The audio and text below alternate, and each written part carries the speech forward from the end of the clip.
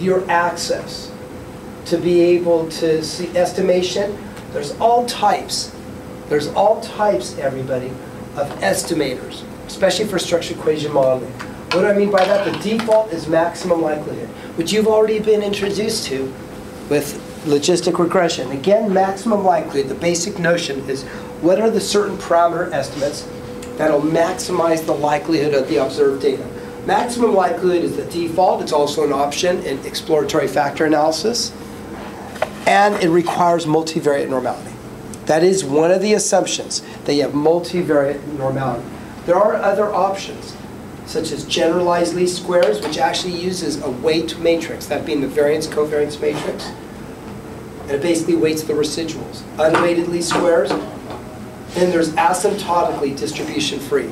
The ADF is sometimes, in the old days we used to use it if you had non-normal models, non-normality, but it requires really big sample sizes. Thankfully, and I'm not sure what AMIS has, but other softwares, such as Literal and especially M+, now have a host of estimators that are appropriate for non-normality. If you have non-normal distributions, if you have categorical outcomes. So there are a host of estimators that are equipped to handle these models that are not normal. The one option that AMIS has, if you have non-normality, is it has a bootstrap option. It does have a bootstrap. As you recall, what bootstrap is if you have 5 numbers, it takes many samples of a certain size with repeats. And so here, what I just found out is you can use the bootstrap option to get p-values for the indirect effects. But I couldn't find them, so you'd have to play around with it. But here, the bootstrap is an option that many people use for non-normality, which means if you have Likert items, you ain't going to have normality. If you use self-report items, there's no way you have multivariate normality. And there's many, many types of bootstrap options. So you click on those under numerical estimation and then output. You can get all types of stuff in the outputs. You can get standardized estimates, squared multiple correlations, implied moments, which we'll talk about soon, factor weights, and here's your indirect, direct, and total effects. Here's your indirect, and look, you get a test of normality. So now you got everything set up, you save it, and then you hit Analyze, Calculate Estimates, and it runs perfectly. So why don't I carry you through a little bit of the output so you see what it's like. So you do View, Text Output. Remember I told you that you're going to have no degrees of freedom? 0 degrees of freedom. So this shows you how many moments, how many parameters to be estimated. The number of distinct sample moments are the number of elements in your variance covariance matrix. And here, we want to analyze 6. So degrees of freedom is a function of, for all these models, everybody, for all these models, it's P times P plus 1 divided by 2 minus K. This is the number of variables. This is basically the size of your variance covariance matrix. Which means if I have 10 variables, 10 times 11 divided by 2 is 55. So you have 55 elements. This subtracts the number of parameters you're going to estimate. So here we have what's called a saturated model. Here's your estimates, everybody. Exactly what we got from regression. I know you may not remember because I didn't leave it up there. There's your 0.159 for relationship to interpersonal. There's your 0.451 for interpersonal to social support. And there's relationship to social support, 0.181. The direct effects, and we got each of these, everybody. That's exactly what we got from SPSS. No difference. Do you recall, Chad, what was your indirect effect? Do you remember that number you told me? 0.072. Sticking by it, Chad? Well, 0.072 and 0.071. Chad, stick to your initial one. Stick to your gut. 0.072. There you go. Look, there's your indirect effect, 0.072. So there's your direct effect, which you get from the regression analyses. And you can see it's the partial effects, 0.072. And there you go, everybody. That's your indirect effect. There's your numerator. Which kind of means as I go from 1 to 2, 2 to 3, from my exogenous to endogenous, it goes up by 0.072. controlling for the mediator. Now, how to get p-values, everybody? I just went on SPS, on the website. There is a way to get the p-values. I can't seem to get them right now, but apparently, if you use the bootstrap option, bootstrap distributions, and maybe it doesn't work for a saturated model, you're supposedly going to get some confidence intervals. You're going to get some confidence intervals using that. I don't see them here, but if you go on the web, you can get p-values and tests of indirect effects. So it is on, there is a note that if you go right here, using the bootstrap options. So everybody, there's your estimates. And you get standardized and unstandardized. Standardized and the unstandardized. In the old days, people used to report a lot the standardized, but I tend to report always the unstandardized in the actual metric. Then you get a slew of indices to assess model fit, which I'm going to go more into when we do confirmatory factor analysis. They give, similar to Lisrel, it gives you a lot. And for a beginner, it can be absolutely overwhelming. How to make sense of these, what do they mean, do I need to report all of them? M+ has it down to about 4 or 5. What I like about M+ is they keep up with the research, and they've narrowed it down to the ones that have the best properties. So it doesn't report all of these. But here, I just want to show you that the path analysis fit perfectly. It was exactly what we thought. So now let's go ahead and do the CFA practice in class. It's probably going to want me to open up the data file again separately. Okay, no, it looks like it's already open. So there it is, everybody. There's my ugly CFA for 3 constructs, 3 items. So let's go ahead and run this. Again, I always like to make sure to see if I've hit on it. I'm going to get the standardized estimates, correlations. I don't really need sample moments, but I'll get them. Applied moments, residuals. We're going to talk about modification indices. There's no indirect, direct, or total effects. This is a factor analytic model. Correlations of estimates. Test of normality is always nice. And we'll use maximum likelihood as the default. And always remember to save your AMW file, analyze, calculate estimates, and view text output. So, if I have 9 variables, 9 times 10 divided by 2 is what? 45. You got it. And we estimate 21 parameters, which means we have 24 degrees of freedom. Degrees of freedom serves kind of an interesting function in structure equation modeling. The more degrees of freedom, the more room to move, the more to be able to test your model, the more to be able to confirm or disconfirm your model. If you have only 1 or 2 degrees of freedom, there's not much room to move. So here, everybody, what increases degrees of freedom? Setting constraints on parameters, fixing them to values, not estimating everything in the world. So here you see degrees of freedom are 24. So, number 1, you get a chi-square test. That's kind of your exact fit, your overall fit index that you always, always, always will report. The chi-square test is a function of actually an F value. It's actually, and I don't know if the book shows the actual formula for the chi-square. And then Fi, GFI.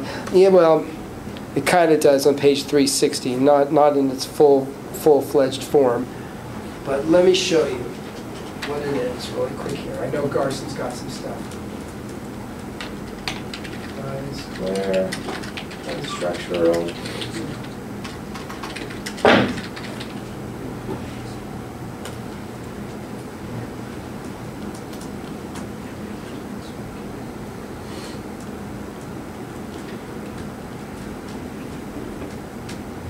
This is something you would never want to do by hand. In fact, you really needed computers to do this. So you get a maximum likelihood, a test, a chi-square, which uses the F. What is the F? Ultimately, what you are comparing, everybody, what you are comparing in structure equation modeling is this observed variance covariance model.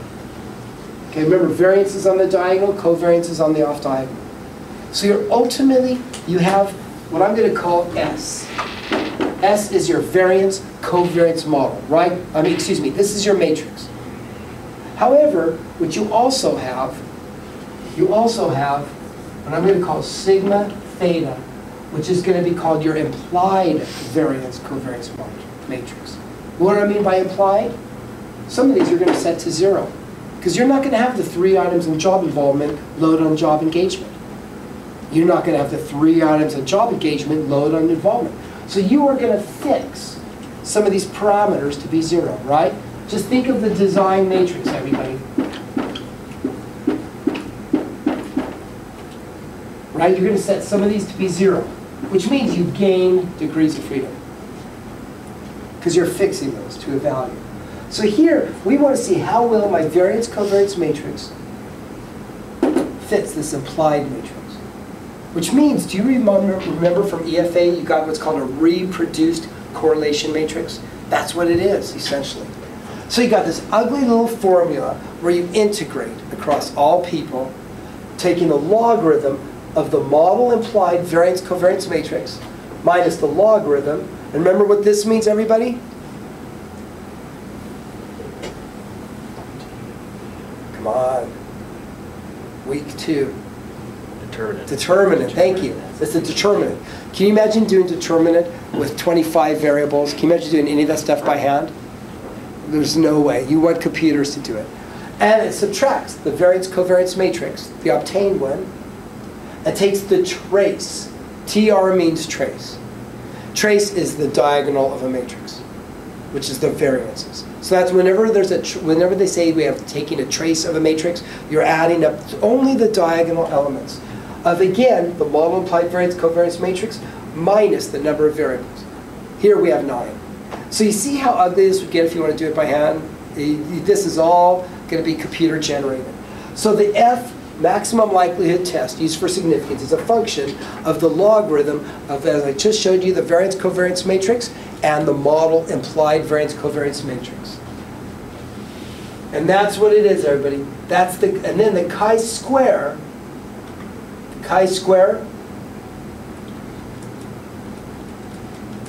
let's see if we have a nice little list.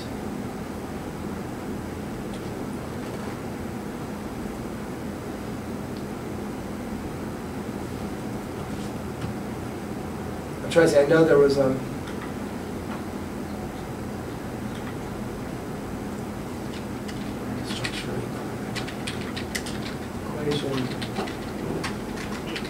modeling, and significance.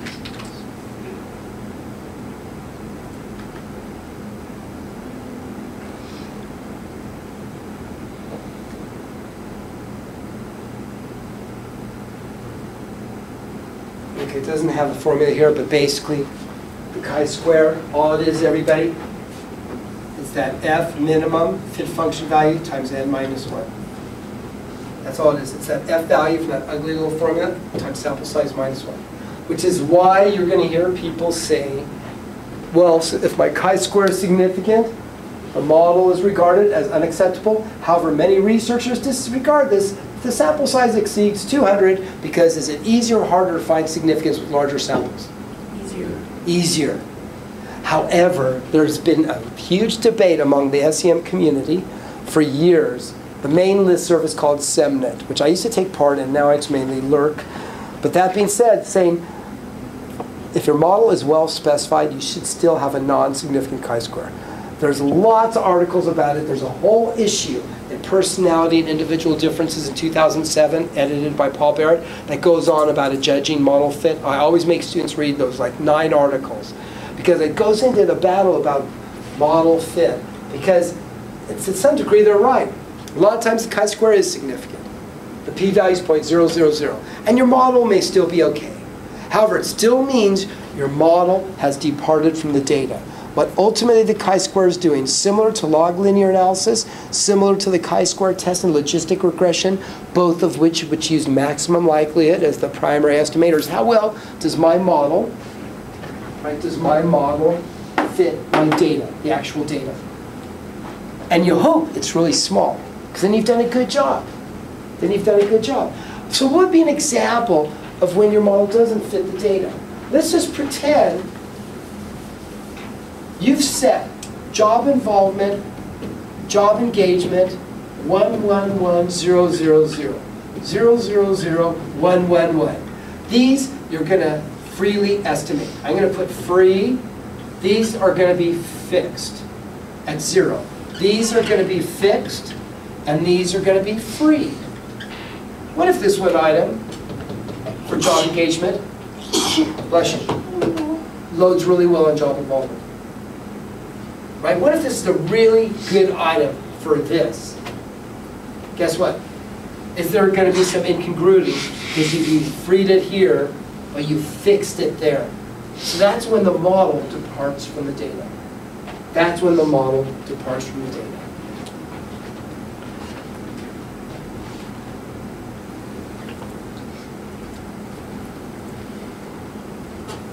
So here's all your estimates.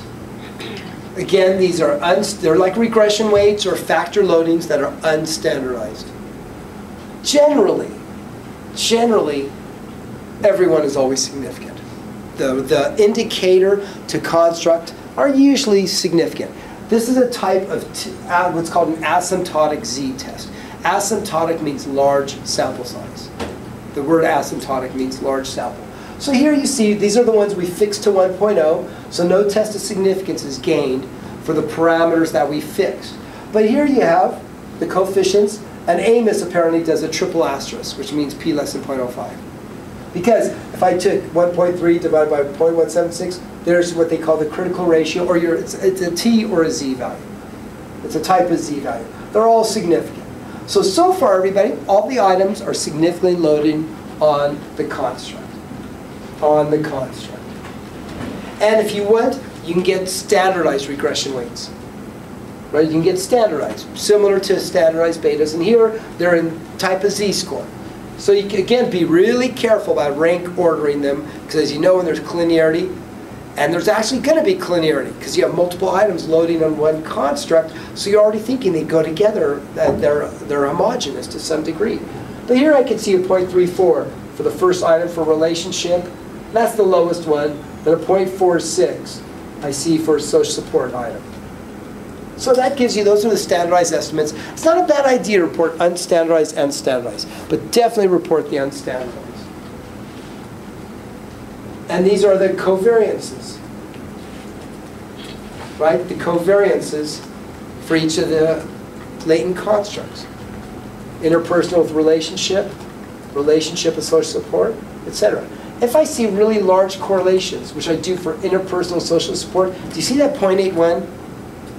In fact, that's big enough that sometimes that could send you back an error message. That would be part of, in Literal, we call it the phi matrix. Because that's a pretty big correlation between two constructs. That's a pretty big relationship. Which gets me to question, how separate are they? Right? It'd be like having oblique rotation, having 0.81. That's a big correlation. And then, as you know, you get a variance for each of the latent constructs. You get a variance for each one, which is made manifest by a double curved arrow. By a double curved arrow, everybody.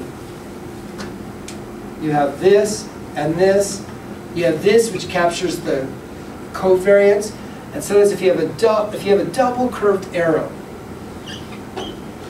that's the variance. That's the variance for the latent construct. And here's your measurement error, everybody. Here's your error variance. Here's your error variance for each of these.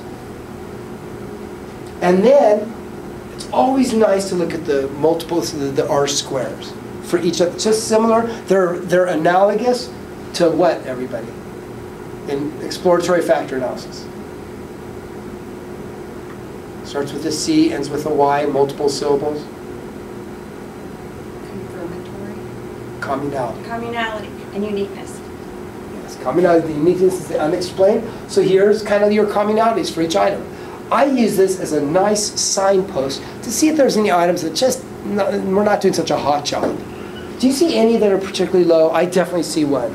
Yeah. I definitely see one which one? 0.120. That means what Even- % is uniqueness? 88. Yeah, but even the 0.2 ones. Yeah, these are pretty low. Yeah. Point one, and this is what I point to my clients when I'm doing this. I'll report, you got a couple that the variance being explained is not so hot. So I do want you to pay attention to that for your project. In fact, this is not that impressive. It's okay, but I'm seeing the highest one is 0.58, 0.5, but I'm seeing a bunch of 0.27s. So it's not going great. It's not going great. It's okay, but I'd like them higher. And then you can get residual correlations, residual covariances. Standardized residual covariances can be very helpful to look at what's called local fit. In other words, if there's any covariances that are really big, like I see a negative 0.26 between relationship 2 and social support 1. REL2 and social support 1. REL2, REL2, and social support 1, right? Okay, let's see if you think those are similar, you guys. I'm satisfied with my current romantic, intimate relationship status. I have many close social relationships. Do those seem to tapping a similar construct or not, in your opinion? I have many close social relationships. I'm satisfied with my current romantic, intimate relationship.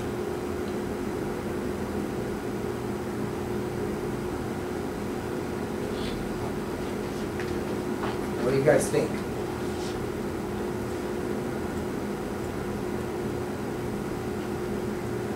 REL2. Many close relationships. Let's look at the correlation. Point. Well, they're not correlated at all. 0.019. So here, everybody, you can look at these possibly. Be really careful about using modification indices. Newbies love to go crazy with this one. This will tell you what parameters to add, to change, to delete. That'll improve model fit. So that's one nice thing about these structured equation modeling software is it can show you, gives you a modification index, which sometimes is a standard or unstandardized score, and you can see which one will lead to the biggest parameter change. In other words, how much will it change by if I go ahead and add it. So, do you see the largest one here has a 17.83? Do you see E5 and E8? That means let the errors correlate. That means let the errors correlate. So what does it mean? What the heck does it mean to let an error correlate?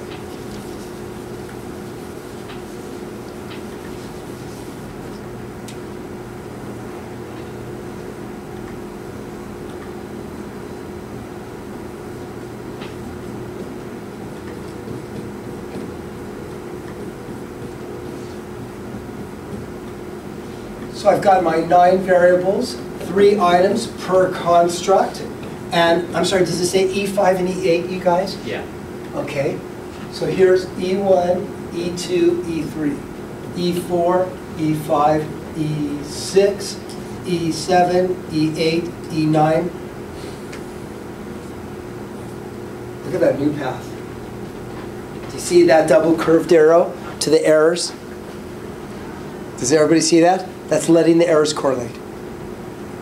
So what the heck does it mean? I think, Zach, you asked last week, I think a couple weeks ago, about correlated errors. Yeah. I thought you weren't supposed to let errors correlate across variables and different lane variables. Like it was, you should only, I thought that was only supposed to be within one lane variable that you would let. Clutch. No, there's nothing like that. No, errors. No, now there are some models you always should think about correlated errors. Longitudinal models. If I ask the same item over 2 times, guess what? I feel sad today, week 1. I feel sad today, week 2. The errors are going to correlate just because of this type of, that's like time series analysis. We know there's going to be a memory involved, that there's going to be a correlation. But for how do errors correlate for cross-sectional students? Cross-sectional studies. How the heck does that happen? There's a few things, and it's not always easy to ferret out with problems. Sometimes the wording of the items may be so similar that you can't make a distinction. If this is job involvement, job engagement, I really am actively involved in my job. I'm really actively engaged in my job. Right? They may not make that distinction. So that's why sometimes errors may correlate. Errors may correlate. In your psychometric class, have you guys talked about multi-trait, multi-method matrices in the context of construct validity? Did you discuss method bias? Okay, what is method bias? You're nodding yes. So what's method bias? Method variance or method bias? In the context of multi-trait, multi-method matrices.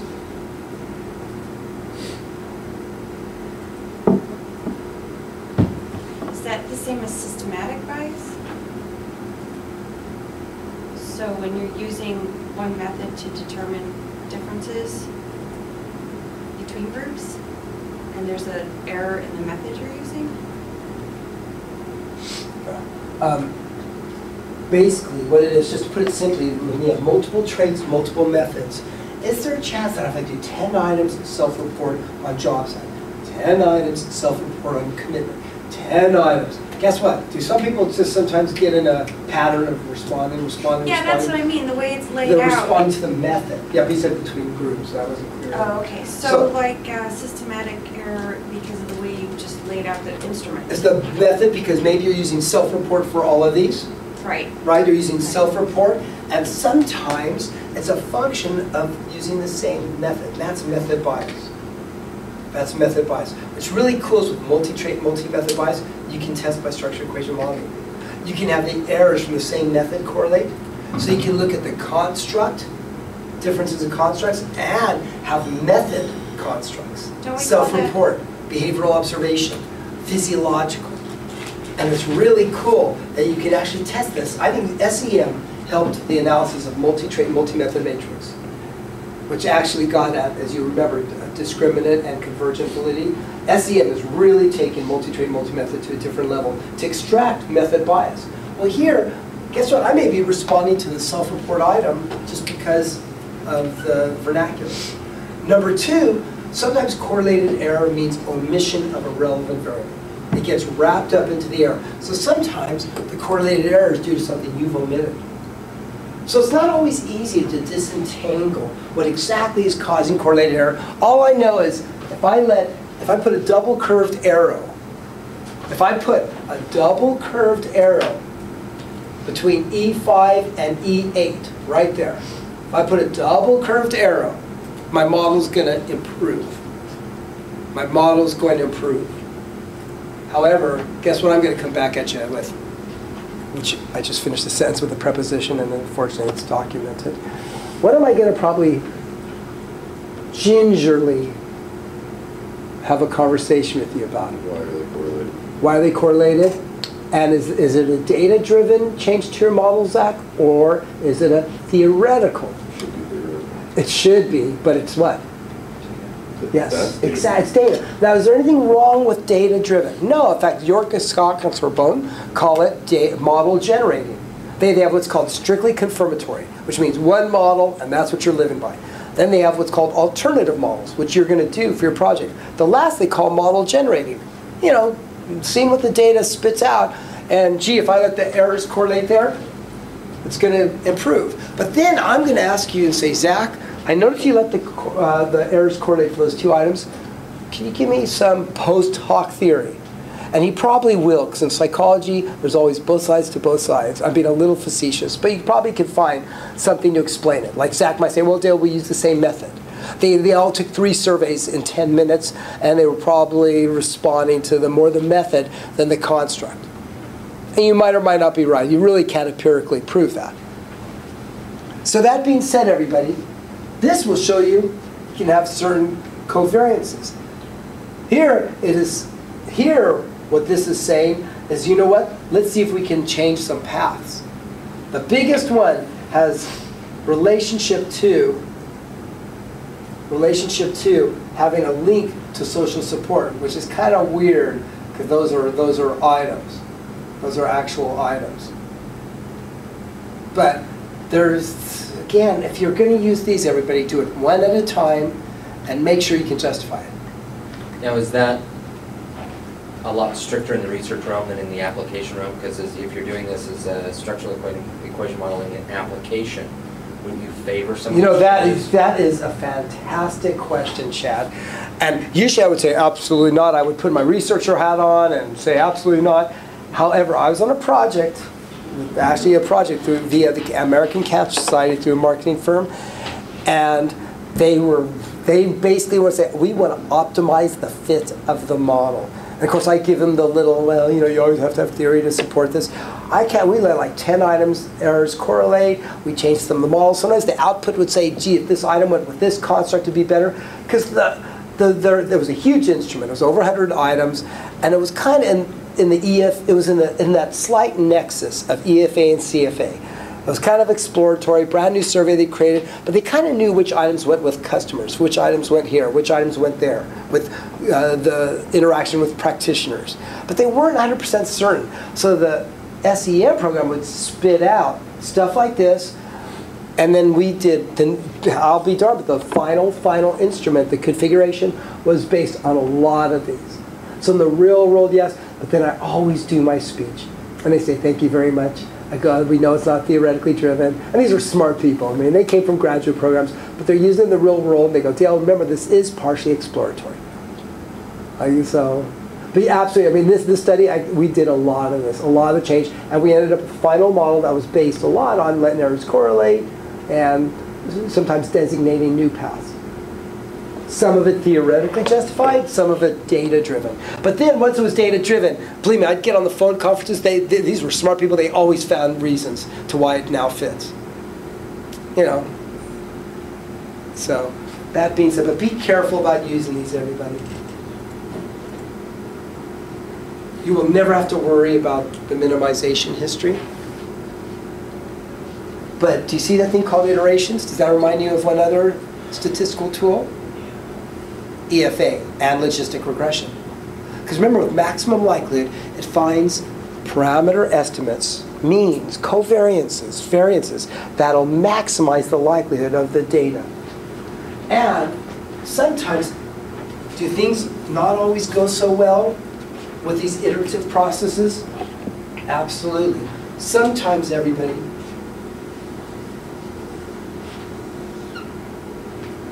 sometimes, when you're trying to get at what's called a global maximum, right? When you're trying to optimize your solution, calculus, you have a global maximum.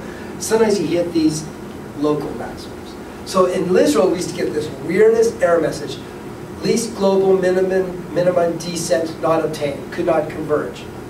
Least global minimal descent. That was a new language. Then I started reading a little bit, and you can find in calculus books about optimization.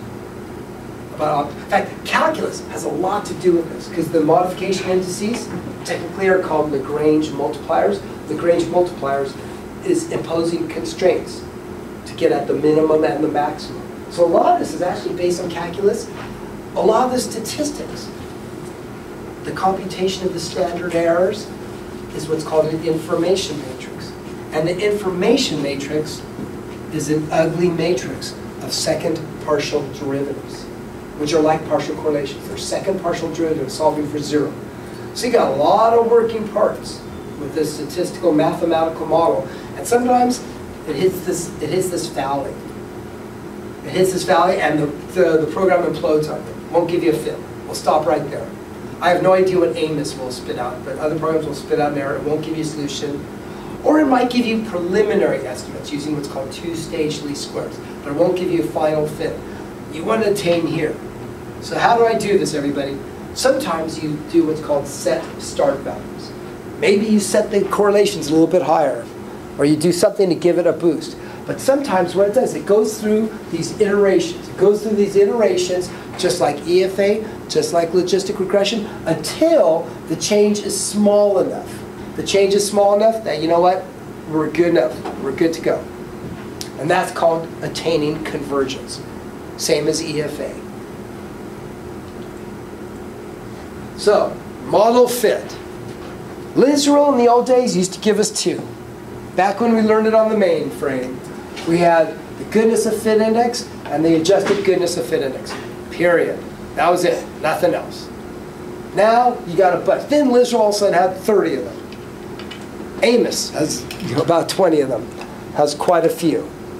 However, there's only a few that really, really matter these days. There's so much research on them that now, for the most part, you don't need probably 90% of these. And that's one thing I like about M+, is with M+, it only reports a few. It only reports a few. The ones that research shows. And that's the ones I'm going to require. So in the old days, everybody, what does this mean, just briefly? Number of parameters to be estimated. Right? Do you see it says default model, saturated model, and independence? The default is what you're testing. That's your hypothetical model. That's your target model. The saturated, do you see 45 elements? I mean 45 degrees, 0 degrees of freedom? You're doing every path. You're doing every path. That's called the unrestricted model, which would be similar to doing a what? What did I say was similar to an unrestricted model? EFA. Right? Because you're actually going to be analyzing every single factor loading for every construct. And the independence model is everything is fixed to 0. No correlations between any of the items. That's called the independence.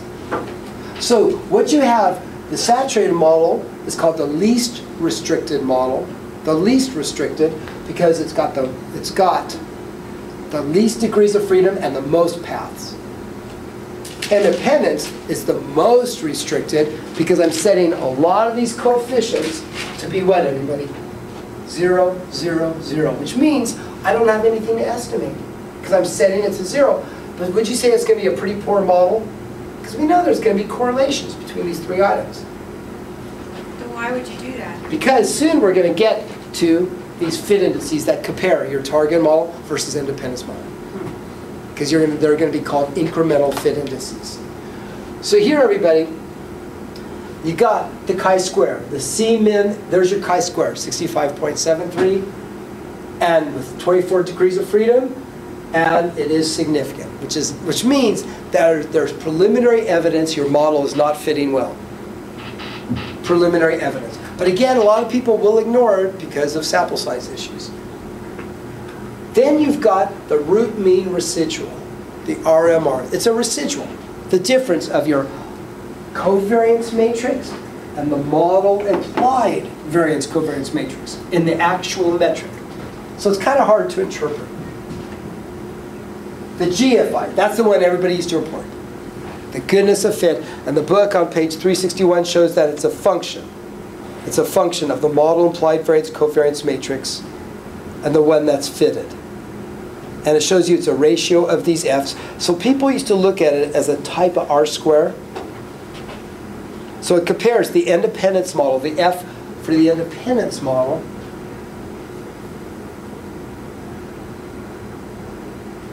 In fact, in calculator, really quick, this is going to only be an approximation. Can you be kind enough to do 3? I'm just going to give you loose numbers. 389 minus 65, okay, equals, divided by 389. What do you get? 833. Point what? 833. 0.833. Okay, it's a little bit off. 8329. Okay, so that'd be closer to the non-norm fit indices, but it's a type of R square. The problem is GFI is impacted by sample size. There's been Monte Carlo studies that the GFI and the adjusted goodness of fit, which uses the GFI in the formula. The adjusted goodness of fit is also reported on page 361 in your book, which takes 1 minus goodness of fit index and takes into account the number of variables and degrees of freedom. So in the old days, you guys, this is the only 2 ones we used to get from Lister back in the mainframe era. That was it. But now there's enough studies to show that there's a few ones that really hold water to assess model fit. The first one, everybody, you do get a norm fit index, it's called the NFI, which is really close to that 0.833. You see that 0.831? Pretty close to what you just calculated. Mm-hmm. So it's the chi-square. The NFI is essentially a function of the chi-square of the null model minus chi-square of what I will call your target model over chi-square of the null. It's the null, which is independence. So Jocelyn, you're saying what use does the independence model have? It's used in a lot of these incremental fit indices. In other words, does your model exhibit improvement over if I set everything to 0? If I said no correlations between any of the items, which would not be very helpful. It'd be like, you know what it would be like, you guys? Now that I think about it, I've never said this, but I realize a null model in parallel with EFA is similar to having 10 items and having a 10-factor solution. Would that be very helpful in kind of making your model a little more parsimonious? If I have 10 factors, 10 eigenvalues that are 1.0, right? I haven't gained anything. That's what the independence model is similar to. So here, everybody, the relative fit index, all of these are a function very similar to NFI and using the chi-squares. In fact, I have this big, thick output, not output, but I've done all these by hand. I did it about 20 years ago. I did every single one by hand, just showing it. And now I used to bring it into this class, and people, their eyes would start glazing when I do the math for everyone. Because, you know, it's chi-square minus chi-square minus degrees of freedom over this, and it wasn't really helpful. So basically, what you're going to report so far is the chi-squares. Got to report that, everybody, because that's the overall model of fit. What you will report is the TLI, the Tucker-Lewis index, or what's called the non-norm fit index, which is shown on page 362. 362. And this one you will absolutely report, everybody. The TLI, which is a function, as you see on page 362, your chi-square for the null model. And I'm going to divide by degrees of freedom, divide by degrees of freedom, divide by degrees of freedom, minus 1. So they just add little quirks to all of these, everybody. So in other words, you're going to take the chi-square, divide by degrees of freedom, chi-square. So if I did 389 divided by 36, minus 65 divided by 24, then divide 389 divided by 36 minus 1, I get that 0.823, I guarantee you. So it's a function of the chi-square. Remember, bigger values are kind of bad. Because remember, you don't want significance with your chi-square. I know that sounds weird, but you want your model to fit the data. And here, 0.823. So the big question is, okay, Dale, so what? Is that good or bad? Well, this is where you get lots of arguments. In the old days, they say 0.9 or bigger is good. 0.9. Research lately says he'd like it more than 0.95. You know, for really having a good model. It says in the book, although values greater than 0.9 have typically been considered good fit, this rule of thumb's been called into question. They cite the Hu and Bentler 95 article, then there's been 99, then Golden Rule article by Bruce Thompson in the 2000s, then 2007 article, then even a recent one on incremental fit indices. So you guys, for your project, I'm trying to think if I should go conservative or liberal. If I went with the old days, I'd say 0.9. Recent research shows 0.95. So it'd be nice for you to have over 0.95. If you're going to say model's really good, I want you to say 0.95. And then what word is used a lot? Acceptable. But acceptable takes on such a range. I've reviewed many articles where they would say something like 0.886 is acceptable, and it isn't. So if you have 0.9-ish, I'm going to be okay with you saying acceptable. It's not great, but it's okay. So the TLI you will report, and the CFI, the comparative fit index, has a lot of good properties, has a lot of great properties. And let's see if the book doesn't even include the CFI. Let's find the formula for you here, everybody, so you can see exactly what it is. So these are all part of incremental fit indices. There's the Tucker-Lewis, which we've discussed. One was called the non-norm fit index. Let's do comparative fit index.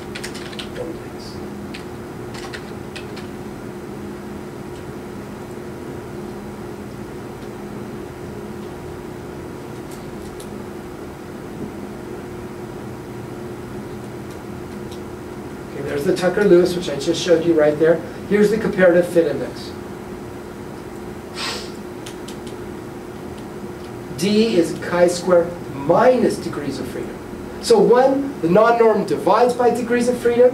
This one subtracts it, which is actually a type of non-centrality measure.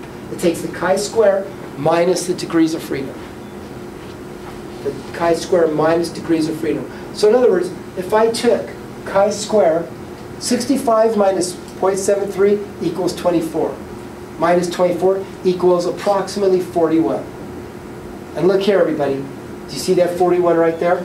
That's called a non-centrality parameter. Which basically, because remember, do we like chi-squares to be bigger or smaller? Smaller. Do we want degrees of freedom to be bigger or smaller? Bigger. Bigger. So the smaller the chi-square, the larger the degrees of freedom. That's a good thing. That's a good thing. So here you see 389 minus 36 is 353. So basically the CFI, in fact, really quick, I'm sorry, can I bother you again? Can you please do 353 minus 41 divided by 353? Tell me what you get, approximate. Again, it's going to round.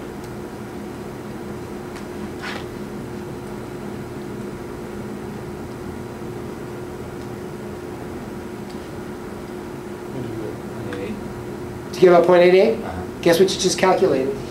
The CFI. The CFI has a lot of really good properties. So I want you to report the CFI, everybody. Comparative fit. Again, you'd like it over 0.9. Recent articles say they'd like it over 0.95. Again, you get different opinions. If you're going to say you got great fit, you guys, with your project, it better be over 0.95. So now you've got the norm fit index. The non-normed, I mean the TL or Tucker-Lewis index based on two statisticians, the chi-square test, the CFI. But you got a host of other ones, the relative fit index, the incremental fit index, all of that stuff that it's nice to know, but you're not going to have to report those. So those, so far, you're going to report. Then you've got, see, that's why they call them baseline comparisons, because they're compared to the independence model. Then you've got these parsimony-adjusted measures, which aren't reported, but Stan Malek, who's really knows the stuff in SEM, a world expert, created one of these. Basically, these parsimony adjust for parsimony. What does parsimony mean? Number of parameters to be estimated. The more parameters to be estimated, the less parsimonious. So it's like a penalty function. But the one that you will, one thing I'd like you to do really quick, we have a sample size in this database of 200. Would you take 200 times 0.33 and tell me what you get? 66. Probably close to 66, which is kind of close to our chi-square 64. Which means, remember I said f n minus 1, if I had you do 199, guess what? There's our f, right there. There's your minimum fit function value used for significance testing. Now everybody, the RMSEA, the root mean square error approximation, because we know there's going to be error in approximating your model. There's about 3 different formulas for the RMSEA, and this has received a tremendous amount of research. But there's 2 different ways to look at it. One is taking that chi-square minus the degrees of freedom, which was part of the numerator in the comparative fit index. So I got my chi-square minus divided by degrees of freedom n minus 1. So basically, this gets at the error of approximation. It's a fit based on the non-centrality parameter. It's also sometimes called a badness of fit. You want it to be lower. Another formula is the discrepancy function divided by degrees of freedom. What does that mean? The more degrees of freedom is a good thing, because it means there's more room to move in testing your model. So you would like this to be lower. Some people said 0.01, 0.05, 0.08 is excellent, good, and mediocre. Others have suggested 0.10. Again, you get different definitions. There's even a recent article in Education and Psych Measurement on these cutoffs. For our purposes, everybody, I would like to see it lower than 0.05. If it's 0.08, you're okay. You're not great, but you're okay. But again, you'd like to be lower. Here they say, and then what's cool is you get a confidence interval. Then you get a confidence interval from the RMSEA. And there it is, everybody. There's what's called the low and the high. So you get a 90% confidence interval. And let's say you decided, you know what, I really want 0.05. I just know that more models have 0.05. Is 0.05 included in the confidence interval? No. So here we have a 0.093. Thumbs up or thumbs down? Thumbs down. We have a Tucker-Lewis index. A Tucker-Lewis index of 0.823. Thumbs up or thumbs down? A CFI of 0.882. So what's the evidence showing so far for your 9-item CFA? Not so hot. And you know what was an early indication, you guys? Those R-squares. Those R-squares, as Jocelyn pointed when that was 12%. And a bunch of them were 20. So I already know the model's not fitting great. And then here's our RMSEA. Those are the statistics. You only have one more you're going to report. You got a chi-square, the non-norm fit index, the CFI, the RMSEA, and I want you to report the standardized root mean residual, the SRMR, which is kind of a type of exactly what it says. It's a type of standardized residual, like z-scores. You do not get it on this page, everybody. You do not get it on this page. How the heck do you get it? Well, I went on the web, and this is how you get it. Do you see this thing called plug-in? Plug-in. Do you see a thing called standardized RMR? Keep that box open. There's a box right there. And you guys, on the notes on the on Moodle, I have a little thing about this. Keep it open. Analyze, and it spits it out for you in that little box. 0.069. So that's kind of cool. I have no idea why they just don't have it as part of the output. It's such a typical statistic. But there's 0.069, everybody, for the standardized root mean residual. It's an absolute measure of fit. It's a standardized difference between the observed correlation and the predicted. So a value less than 0.08 is generally considered a good fit. I tend to use 0.05, but I tend to be a little more conservative. But again, 0.08. So the smaller the better. The smaller the better. It's a standardized residual. Sorry, smaller the better. Smaller is better, and 0.08 is fine. So everybody, those are all what you will report. Now, if you decide to get fancy schmancy, and I'm going to leave this up to you, but it would make me very happy for you to look at these information theoretic indices, because you're going to do at least 2 models for your project. What the heck is that, everybody? It's a comparative measure of fit, and it's meaningful when 2 different models are estimated. Lower values indicate a better fit. So these are used for model selection. There's a huge history of model selection. How do you know if I run 3 separate regressions? How do I know? Well, you can do what's called chi-square difference tests. Take the chi-square of one versus the other. However, oh, look at this, everybody. GFI and AFI, the current consensus is not to even use them. I agree. The AKK looks at chi-square plus the number of parameters to be estimated times number of parameters minus 1 minus 2 degrees of freedom. Essentially, you get this AIC right there of 107.732. You can't really make sense of that number. But what if I run an alternative model? And the other model is lower than that. Guess what? That favors that model. So I use this all the time for my clients. When I run alternative models, if one model is 107.732, and then I run an alternative model, let's say for this one, I decide, someone keep in mind, will you remember 107 point? Just to remember that number, everybody? 107.73. And let's just say for whatever reason, you decide to set the variance 3.34 right there for the error. You decide to set it. So now it's a brand new model, everybody. It's a brand new model where what I have done is I've set the error variance. I've set the error variance on that item, and the AIC got a lot worse, 315. That was pretty arbitrary. In fact, everything imploded. Why would I ever set error variance? Well, let's say you think you know the reliability of your items and you want to maximize fit. You could do that. But look, everything just imploded. A CFI of 0.29 by just setting the variance. I'm going to go over situations when you do have to set the error variance. There's one situation you have to, if you use what's called a single item construct. What if job satisfaction is going to be measured by overall, I'm satisfied on the job?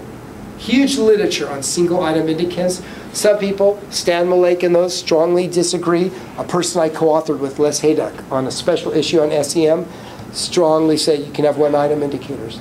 Better be a really good item, and you have to set the error because it won't be identified. So I had a student from this school who had a single item construct, and she couldn't get it to fit. I said you have to set the error variance. There's no way around it. And the error variance in psychometrics, you've probably learned. Does this look familiar to psychometrics, everybody? What is that? You would have definitely learned that in psychometrics. I'm not in psychometrics. Oh, you're not. Who is in psychometrics? Okay, Jocelyn, what is that formula?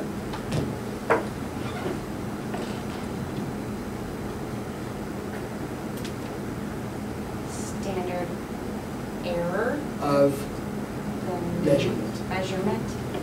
Standard error measurement is a function of the variance times 1 minus the reliability.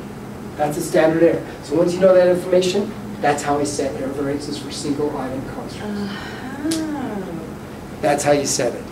So there's all these little tricks and trades you learn about SEM as you start getting more experience and see models flop. But why I did this is just to show you, you can use the IKK for your take-home project to compare, and the lower, the better. There's also another one called the Beijing information criterion, which is actually also adjusts for sample size. It takes the logarithm of sample size. So these are wonderful indices to see which model fits best. So, what you got here, everybody, and what I've provided to you,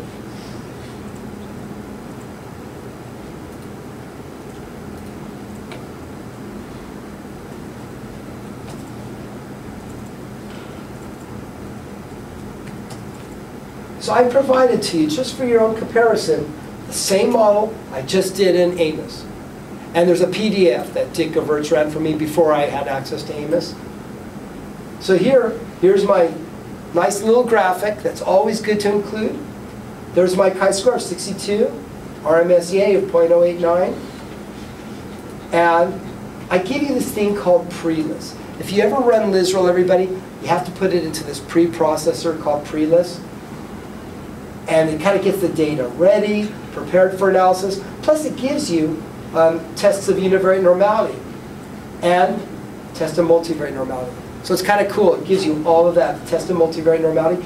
And plus is kind of complex to get multivariate normality because the author says nowadays there's estimators for non-normality, so he doesn't care about this test anymore. But look, I get a test of skewness, kurtosis, just like Larry DiCarlo's macro. And they're all significant, which I almost always expect from Likert items. And here from Lizral, everybody, we have 200. Same model. There's the... Tell your board you got a timeout. Thank you. So here, I get all the same stuff, everybody, that I just showed you from Amos. There's that horrible 12%. For that first line, there's the R-squared. There's the regression coefficients, the factor loadings. And there's all these fit indices that Lizral has, a lot. But I'm mainly going to want you to think about the chi-square, the minimum fit function, chi-square. I'm going to want you to definitely report the RMSEA. There it is, 0.089, and the confidence interval, which you get from Amos. Bless you. I'm going to want you to report the non-norm fit index, or what's called TLI, 0.88, which we already did by hand. And the CFI, which we did by hand, 0.92, which is actually not bad there. And the root mean residual, 0.010, which I'm not very happy about. I'm standardized, 0.069, exactly the same from Amos.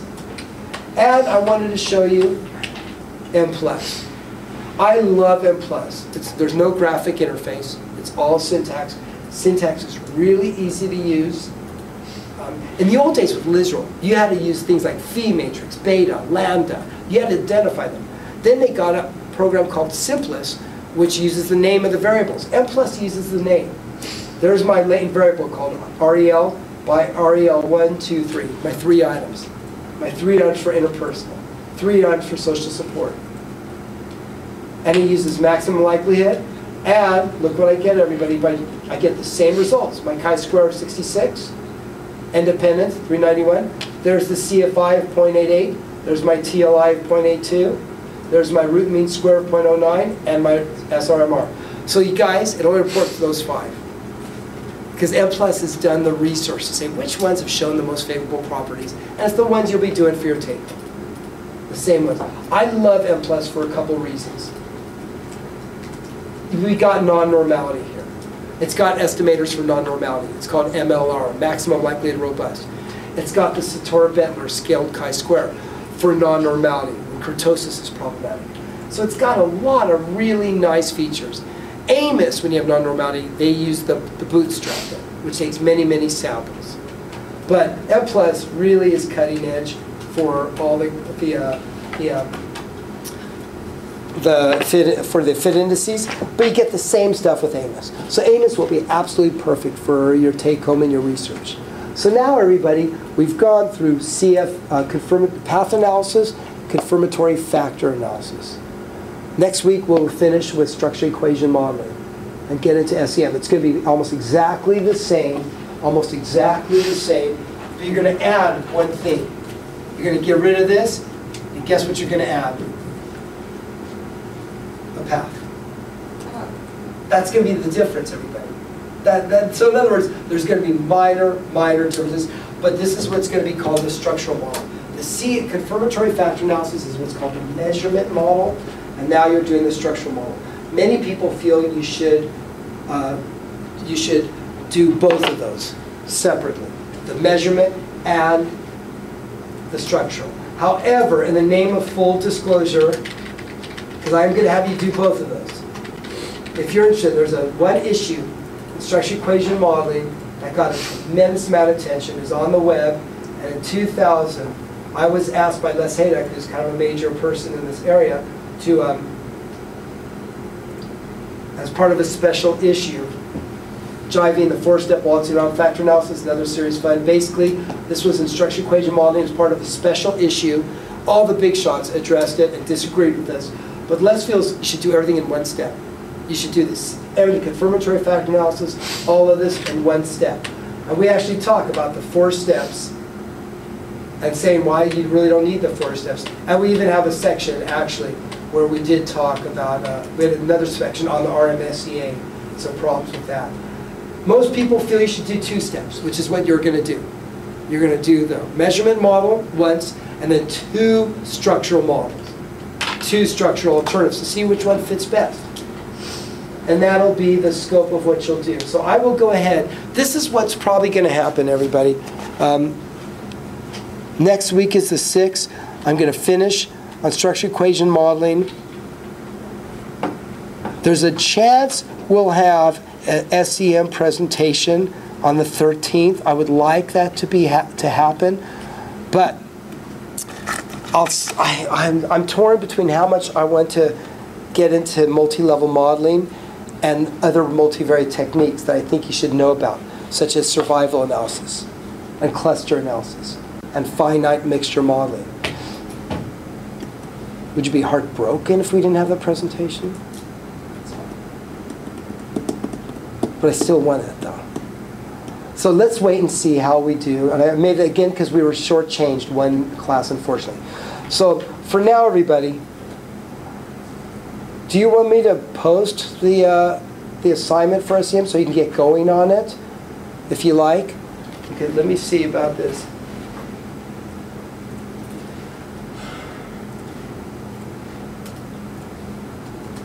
Let's see where I have this, just to give you an idea. And I'll go and post this. I'll post everything on.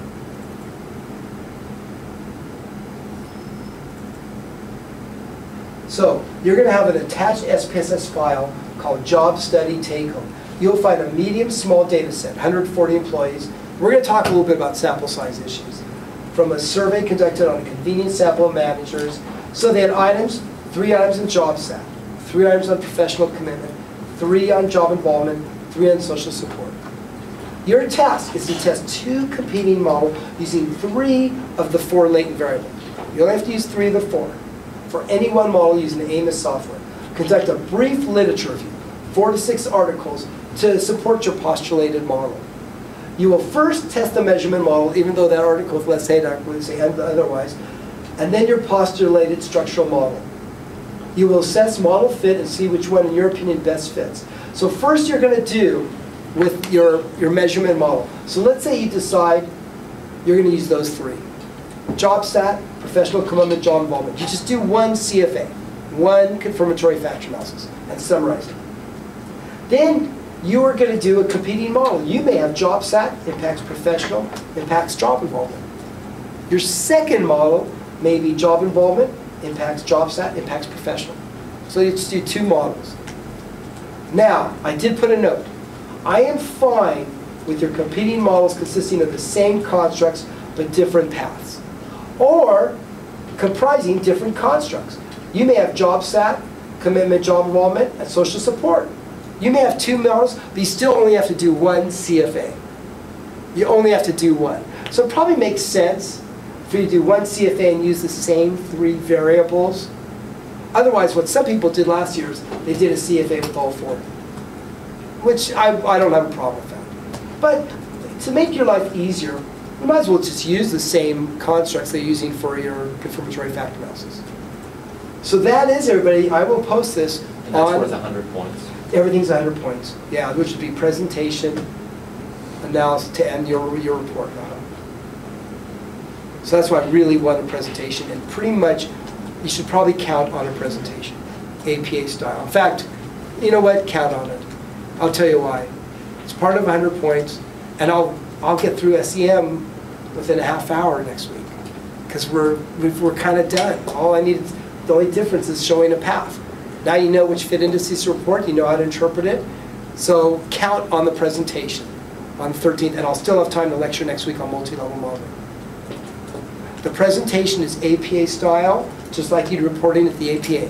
The theory that's driving it, maybe a nice picture, which you can get from AMOS, and your postulated model, and then a kind of a brief description of your model, and then analysis, summary of the results, and then kind of the implications. What's your overall conclusion? What do you think it's a good model?